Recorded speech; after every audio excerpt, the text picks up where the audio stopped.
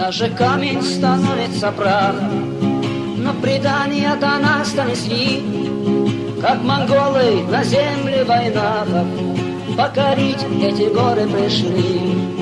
И не знали, что в крае орлин не подвластны железу оков, уходящие в небо вершины и живая вода родников, что привычно щекитам Кавказа верность родине долгу дневнику, что умели джигиты Кавказа не показывать спины врагу, верность долгу и прочность кинжала, неприступней каменных стен, и напрасно кидались на скалы за туменом свирепой Тюмень. Время огненной птицы летело, время черной тучи ползло, сколько гроз над тобой прошумело, сколько лучших сынов полегло. Годы мчались, как быстрые кони, к опаленным судьбы берегам. Я беру эту землю в ладони, подношу, как святыню губам.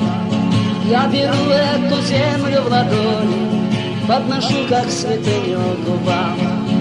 И она горемычная слышу, шепчет грустно и ласково мне, что кривые мечи Тахтамыша и сливают в ее глубине.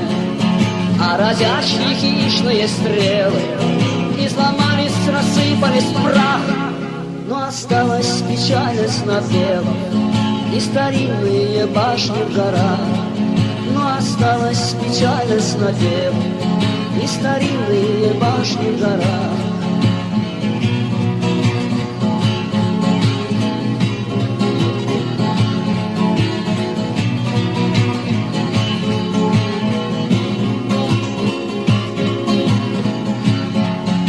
Все так же прозрачно в тумане сходит солнце над гребнями гор, и усталого тут не команит, и дымится пастуший костер.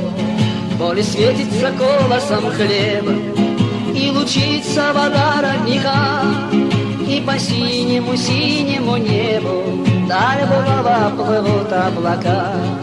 И по синему-синему небу даль булава плывут облака. Ветер странствий, наверное, их гонит, память ты не подвластна ветрам. Я беру эту землю в ладони, подношу, как святыню губам. Я беру эту землю в ладони, подношу, как святыню губам.